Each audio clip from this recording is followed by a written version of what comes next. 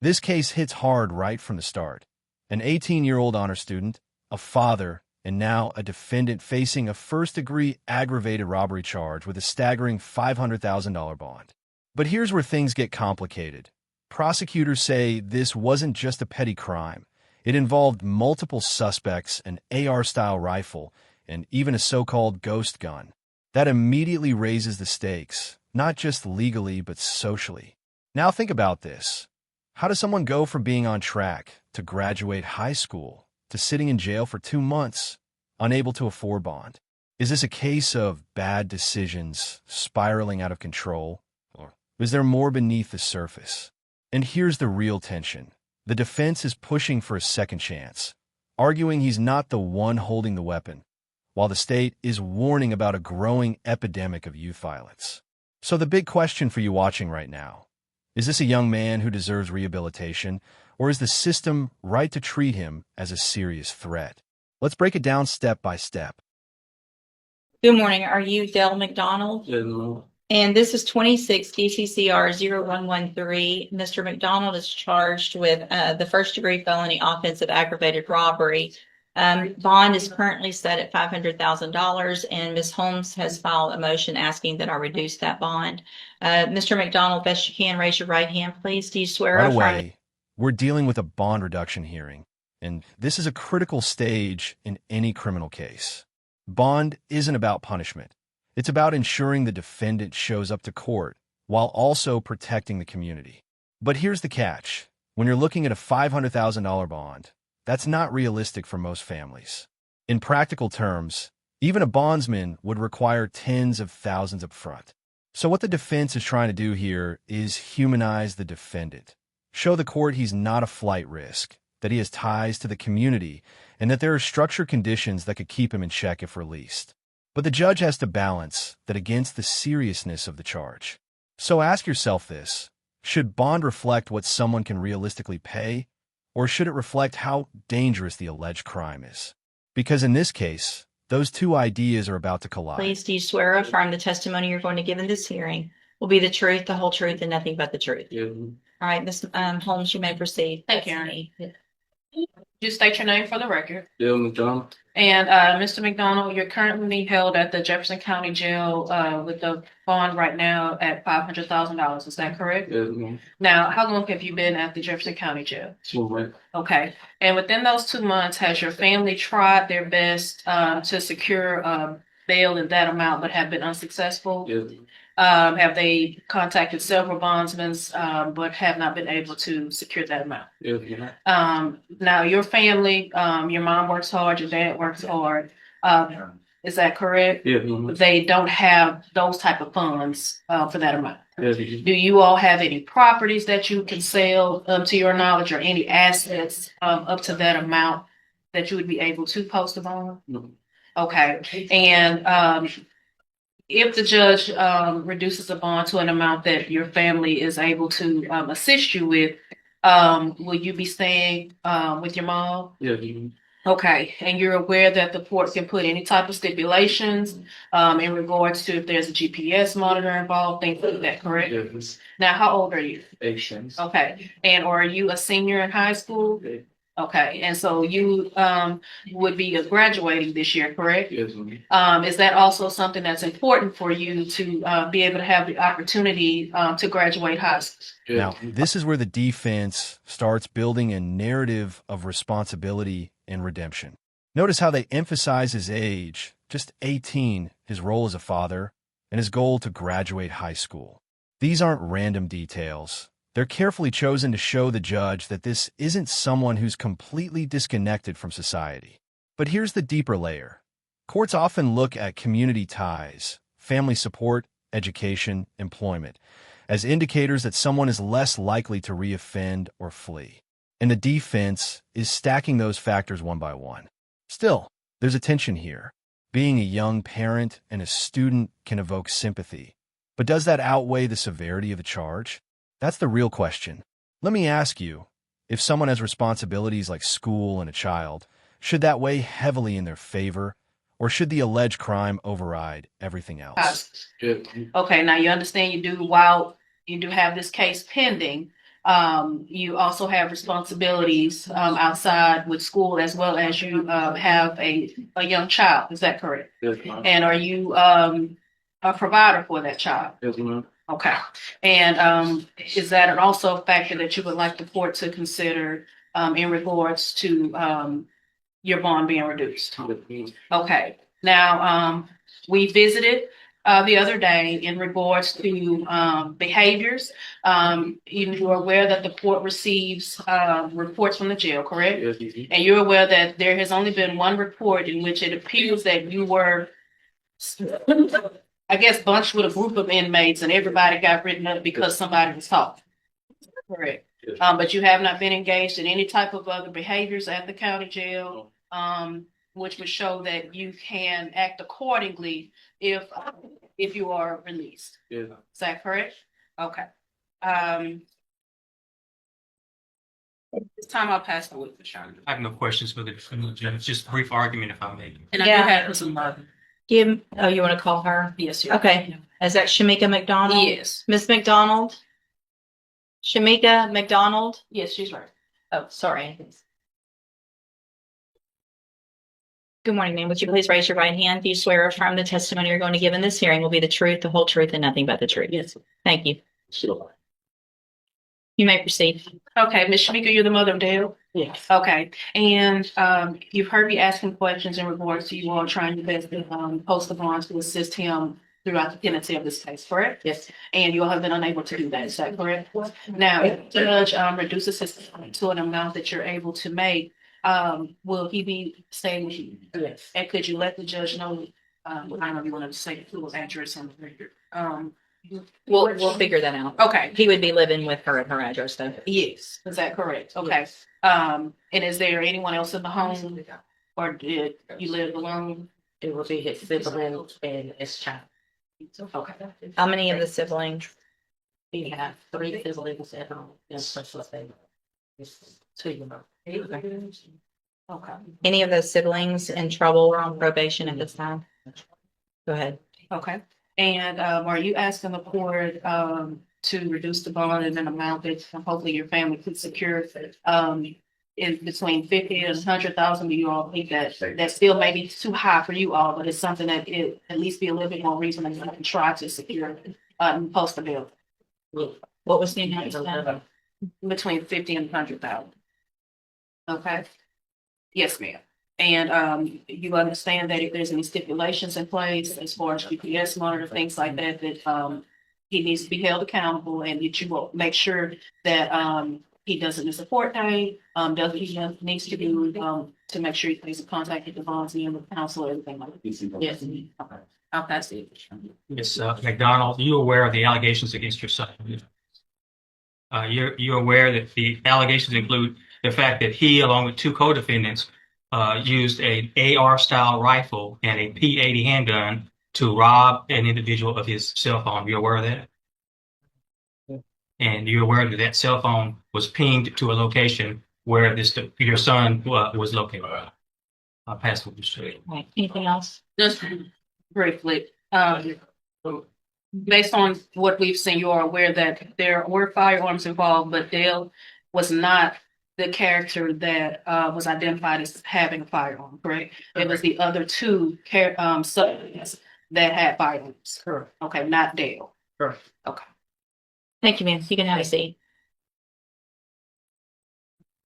Anything else? No, Your Honor. Right. Judge, I just asked the court to take judicial notice of the probable cause affidavit.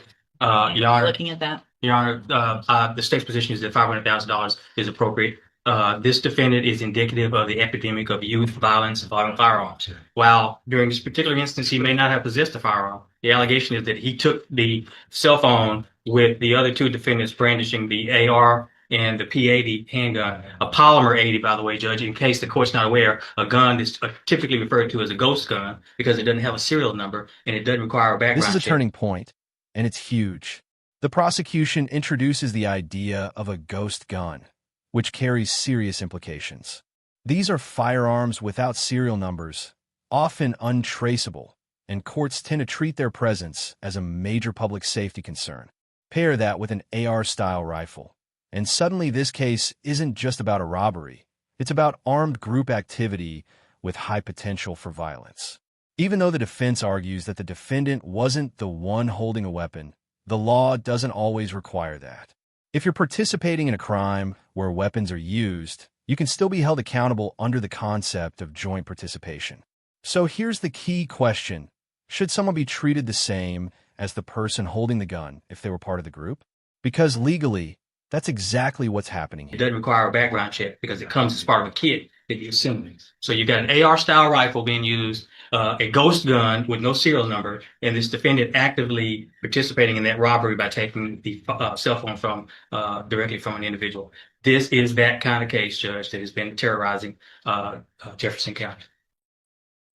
$500,000 is a sufficient bond in the states of sorry. Your Honor, if I may, we're well aware of what's going on in Jefferson County. I've spoke with Dale about that in regards to, even though these other things that are happening, he's not a part of, he's going to be put in that category because of the nature of the case that he's involved in. Your Honor, I do believe that Dale is a young man that can be rehabilitated. He can follow instruction. He can do what he needs to do if he's back out of the society to take care of his business. It is important that we get him to the finish line of graduating high school. He's very close. He's an honor student. And I believe that him just sitting in jail is not going to help the issue with accountability and showing that he can be a productive citizen.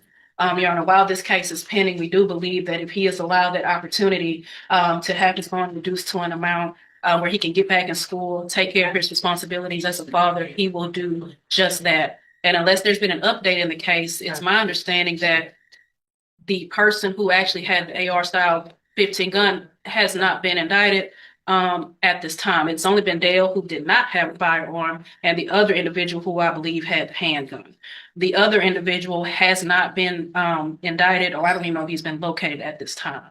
Has he been identified? I don't think he's been identified. Not to my knowledge. Well, that's something that Mr. McDonald could do to show that he is serious about changing his life.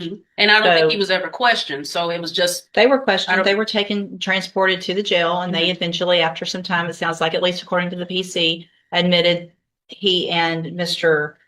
Jackson admitted at least some involvement in this. Mhm. But I did not see, at least in the short PC affidavit, that anyone, and I get the fear of that, and but that's something that if Mr. McDonald is serious, then I think that's would be important communication for you guys Yes. to talk about. yes, Your Honor. We're willing to cooperate and do what needs to be done. So if you're able to make bond, whatever it is, 500 or less, where do you go to school? Well, I mean, not well. So they're not going to let you back there with this pending, right? No, the plan is to helpfully get him enrolled in at least Evolution Academy, one of the charter schools. Right. At this point, no, he cannot go back to Beaumont United, but his mom has been in contact with the charter schools to get him enrolled there. Are you really an honor student? Yeah.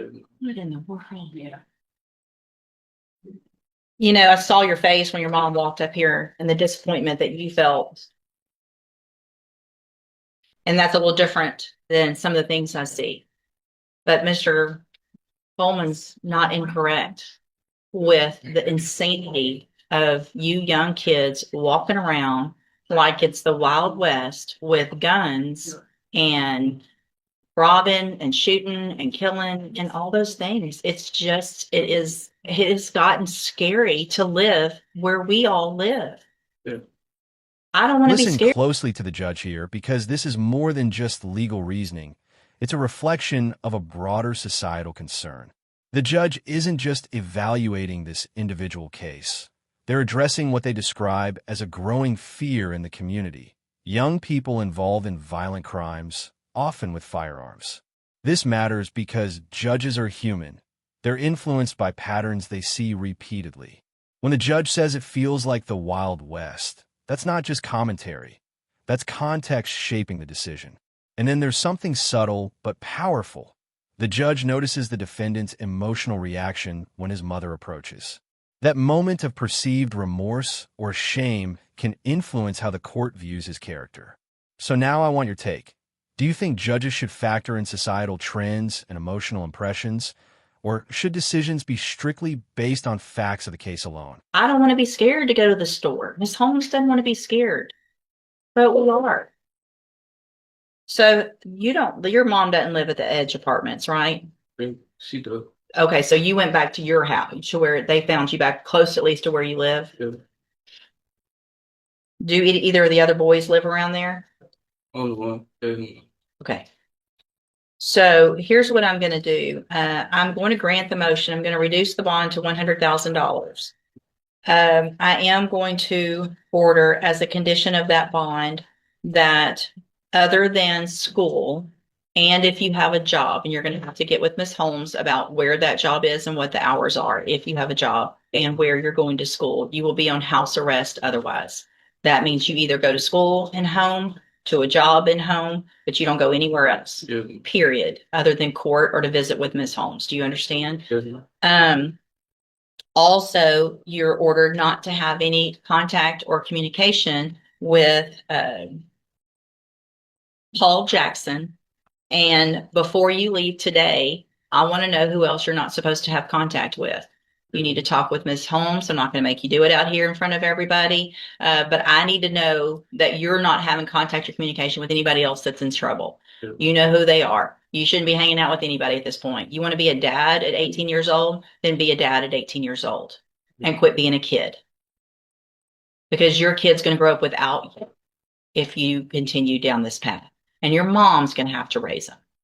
Yeah. That's not what you want, is it? No. Okay. So, yes, there will be a GPS monitoring device as well that you'll have to get and pay for, which means you probably need to get a job because mom doesn't need to be in charge of all of this stuff. You want to act like an adult and be an adult court. It's time to do some adult things, right? Yeah. So I want you to get your education. Obviously, that's going to help you in the future, but you're going to have some real strict and conditions and an amount of bond that I think is sufficient to hopefully keep everyone safe in our community as well. You're not allowed to have a firearm. You're not allowed to be around anyone that has a firearm. That is a condition of your bond. If you are caught around anyone that has a firearm or you have one, your bond will be higher than what it is right now. Do you understand? You'll be waiting in custody. Yeah. All right. So here's how it all comes together. The judge grants the motion partially, reducing the bond from $500,000 to $100,000, but with strict conditions. This isn't a free pass. We're talking house arrest, GPS monitoring, no contact with co-defendants, no firearms, and limited movement strictly between home, school, and work. Legally, this is a compromise. The court acknowledges the defense's argument that the defendant deserves a chance, but also enforces tight restrictions to protect the public. It's a balancing act between rehabilitation and risk control. But the bigger picture? This case highlights a critical issue: how the justice system handles young offenders caught in serious crimes. Is this a turning point for him, or just the beginning of a deeper legal battle? Now I want to hear from you. Was this the right decision by the judge? Too lenient or too strict? And if you found this case as intense and thought-provoking as we did, make sure to hit that like button, share your thoughts in the comments, and don't forget to subscribe for more jaw-dropping courtroom breakdowns. All right. Anything else that you can think of? No, Judge. All right. You can go back with the bailiff. Thank you, ma'am. Lucy. I lost her.